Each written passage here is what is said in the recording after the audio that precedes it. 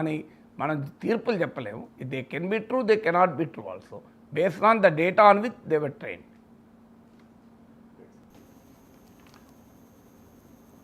ఆరోపణలు ప్రత్యారోపణలు సవాళ్లు ప్రతి సవాళ్లతో తెలంగాణ అసెంబ్లీ సమావేశాలు జరిగాయి సార్. సో కేటీఆర్ రేవంత్ రెడ్డిల మధ్య డైలాగ్ వార్ కూడా నడిచింది.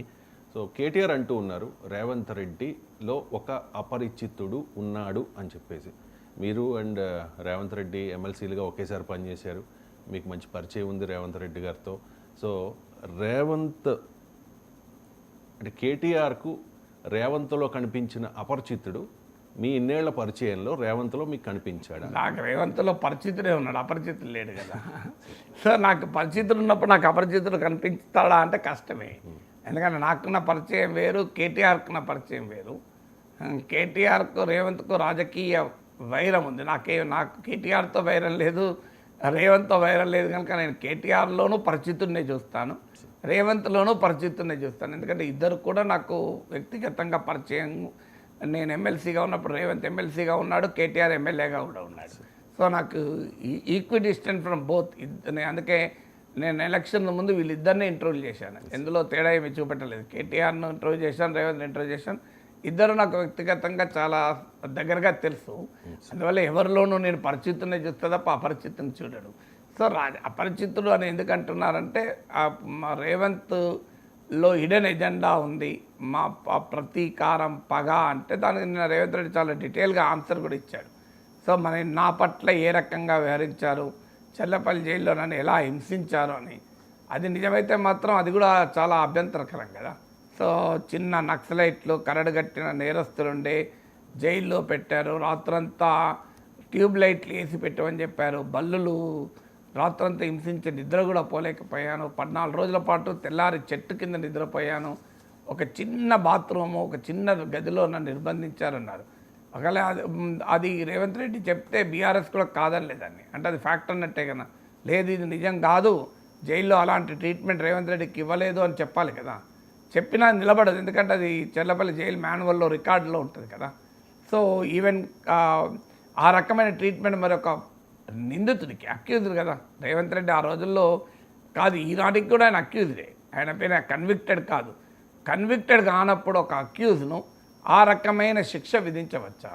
మరి అది ఆ శిక్ష విధించినప్పుడు ఇప్పుడు మళ్ళీ ప్రశ్నించేటువంటి పరిస్థితి ఉంటుందా అనేది. ఎందుకంటే ఆయన వివరాలు కూడా ఇచ్చాడు. నా కూతురు లగ్గపత్రిక పెట్టుకోవటానికి కూడా నన్ను ఎలో చేయలేదు, నన్ను ఇబ్బంది పెట్టారు, నేను లగ్గపత్రిక పెళ్ళికి కూడా టైంకి వచ్చి వెళ్ళిపోయానని. వాస్తవం కూడా అది, ఎందుకంటే రేవంత్ రెడ్డి కూతురు పెళ్ళికి నేను కూడా వెళ్ళాను. సో ఆయన అప్పుడు జైల్లోనే ఉన్నాడు, టైంకు పెళ్ళికి అటెండ్ అయ్యి వెళ్ళిపోయాడు. సో ఇదంతా ఫ్యాక్ట్. రేవంత్ రెడ్డి విషయంలో కేసీఆర్ ప్రభుత్వం అనుసరించిన వైఖరి ఇట్స్ అ ఫ్యాక్ట్. శాసనసభ నుంచి ఆయన వెలగొట్టిన తీరు కానీ, ఆయనను ప్రత్యేకంగా టార్గెట్ చేసిన తీరు కానీ, కొడంగల్లో ఆయనను ఓడించడానికే ప్రత్యేక ఎంఫసిస్ పెట్టిన తీరు కానీ, ఇదంతా ఫ్యాక్ట్ కదా. సో అది వాస్తవంగా అదే రేవంత్లో కసిని పెంచింది.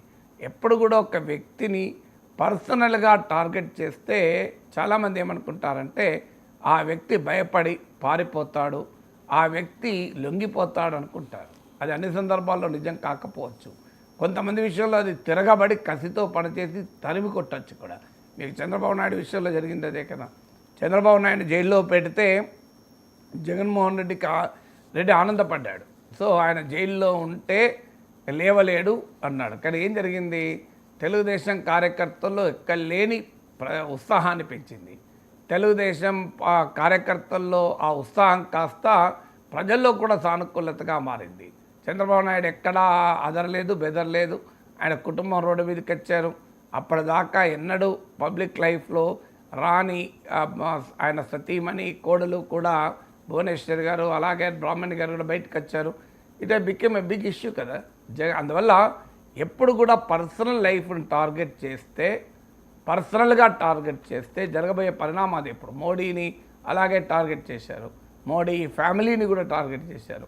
అది చాలా అభ్యంతరం. ఈవెన్ చంద్రబాబు నాయుడు స్థాయి రాజకీయ పరిణతి ఉన్న నాయకుడు కూడా మోడీ భార్యను ప్రస్తావించి మాట్లాడాడు. ఏం జరిగింది? అలా మోడీని పొగడాల్సిన పరిస్థితి నెట్టివేయబడ్డాడు చంద్రబాబు నాయుడు.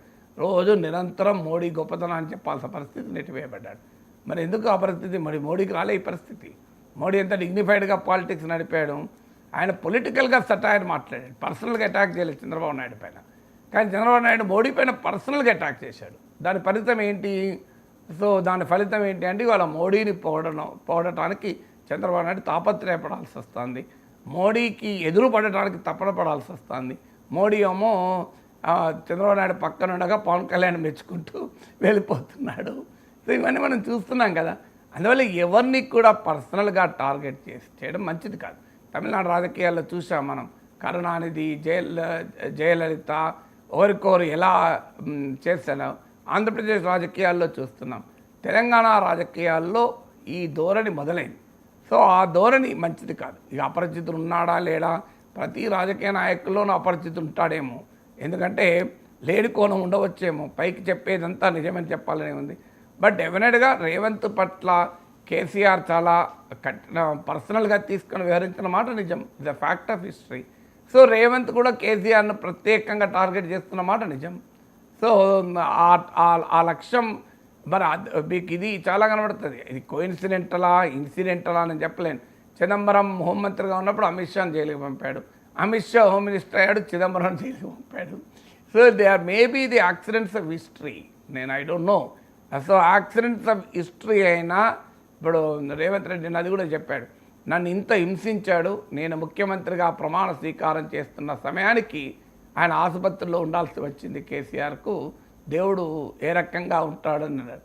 నిజమే, రేవంత్ రెడ్డి ప్రత్యేకంగా ఆసుపత్రికి వెళ్ళి పరామర్శించాడు కూడా. సో ఆ క్షణంలో మరి కేసీఆర్ ఏ రకంగా ఫీల్ అయ్యాడు, రేవంత్ రెడ్డి ఏ రకంగా ఫీల్ అయ్యాడు, ఇది matter of psychologist study. So అందువల్ల రేవంత్ రెడ్డిని టార్గెట్ చేసిన మాట నిజం, రేవంత్ రెడ్డి కేసీఆర్ను పొలిటికల్గా టార్గెట్ చేసిన మాట నిజం. పర్సనల్గా టార్గెట్ చేశారనుకోండి, రేవంత్ రెడ్డికి ఏ లాభం అయితే జరిగిందో కేసీఆర్ కూడా బహుశా అదే లాభం జరుగుతుందేమో.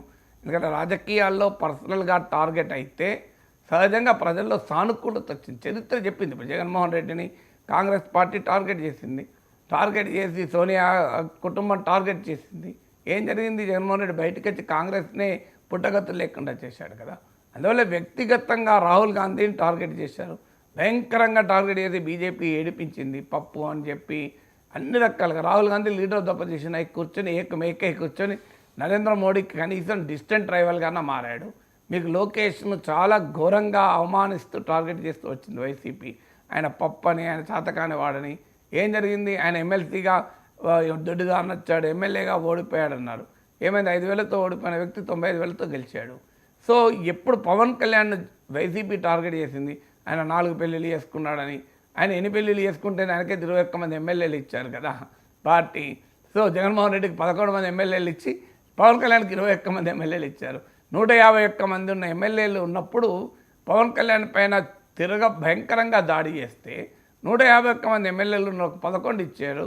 సో 11 ఏమీ లేని ఒక్కరే ఎమ్మెల్యే ఉన్నవారికి 21 ఎమ్మెల్యేలు ఇచ్చారు. జగన్మోహన్ రెడ్డి చెప్పేవారు చూడండి, చంద్రబాబు నాయుడు మా వైసీపీకి చెందిన 23 మంది ఎమ్మెల్యేలను తీసుకుంటే ఆ భగవంతుడు ఎలా వ్యవహరిస్తాడో చూడండి, టీడీపీ కరెక్ట్గా 23 మందిని ఇచ్చాడని చెప్పేవాడు. సో అలాగే జరిగింది కదా. అందువల్ల రాజకీయాల్లో విధానాల పరమైన టార్గెట్ ఉండాలి, వ్యక్తిగతమైన కసి కక్ష ఉండకూడదు. ఏ రాజకీయ నాయకుల్లో కూడా అపరిచితులు ఉండకూడదు. ఇక రేవంత్ రెడ్డిలో అపరిచితులు ఉన్నాడా, కేటీఆర్లో అపరిచితులు ఉన్నాడా, నేను రైట్ పర్సన్ కాదు, ఎందుకంటే నాకు ఇద్దరిలోనూ పరిచితులే ఉన్నాడు కనుక.